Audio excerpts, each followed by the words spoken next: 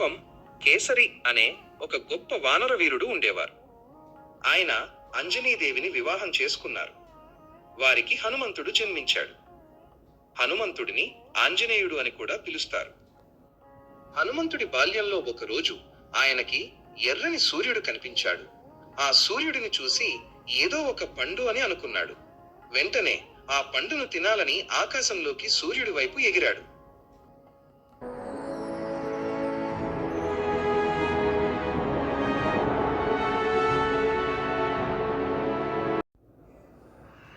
రాహువు హనుమంతుణ్ణి చూసి అతను ఏదైనా రాక్షస బాలుడు ఏమో అని అనుకున్నాడు.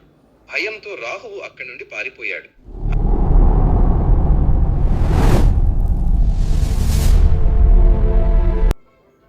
హనుమంతుణ్ణి కాపాడటం కోసం సూర్యుడు తన వేడిని తగ్గించుకున్నాడు. హనుమంతుడు సూర్యుడిని నోటితో కరిచాడు. ఆ పండును వలవాలని, తొక్క తీయాలని ప్రయత్నించాడు. తర్వాత సూర్యుడిని మింగడానికి ప్రయత్నించాడు. అప్పుడు ఆ వేడిని భరించలేక సూర్యుడిని వదిలేశాడు.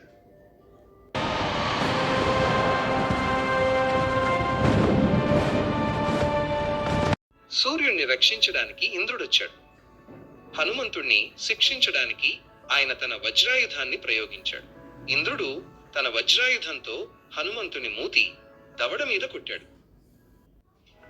హనుమంతుడు కింద పడిపోయాడు.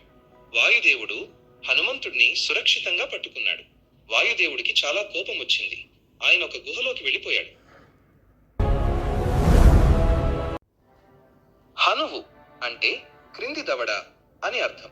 హనుమంతుడి దవడకు గాయం అవ్వడం వల్ల ఆయనకు హనుమంతుడు అనే పేరు వచ్చింది. దేవతలందరూ వచ్చి హనుమంతుణ్ణి ఆశీర్వదించారు.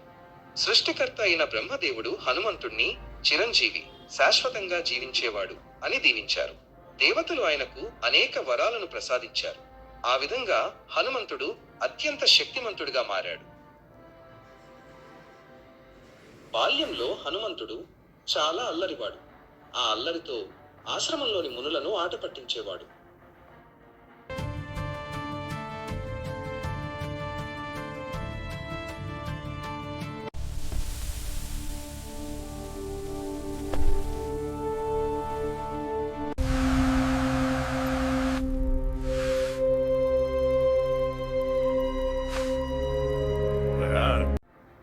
ఒకరోజు వారు హనుమంతుడిని, నీ శక్తి ఏంటో నీకే తెలియదుగాక అని శపించారు.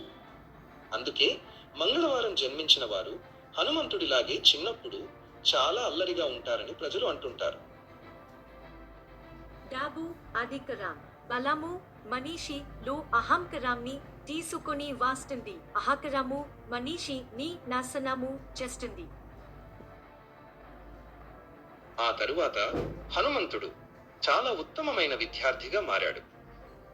ఆయన పెద్దల మాటలను చెవదాటకుండా గౌరవించేవాడు. ఎంతో వినయపూర్వకంగా మెలిగేవాడు. హనుమంతుడు సూర్య భగవానుని వద్ద విద్యను అభ్యసించాడు. సూర్యుడు ఎక్కడా ఆగకుండా రోజంతా ప్రయాణిస్తూనే ఉంటాడు. అందువల్ల హనుమంతుడు తన శరీరాన్ని భారీగా పెంచి ఒక కాలును సూర్యుడు ఉదయించే కొండ ఉదయాద్రి మీద, మరొక కాలును సూర్యుడు అస్తమించే కొండ అస్తాద్రి మీద ఉంచాడు. ఈ విధంగా హనుమంతుడు సూర్యదేవుని నుండి తన విద్యను పూర్తి చేశాడు. సూర్య భగవానుడు సుగ్రీవుడికి సేవ చేయమని హనుమంతుడిని కోరాడు. దాంతో హనుమంతుడు సుగ్రీవుడి వద్ద మంత్రిగా సేవలు అందించడానికి తన ప్రయాణాన్ని ప్రారంభించాడు.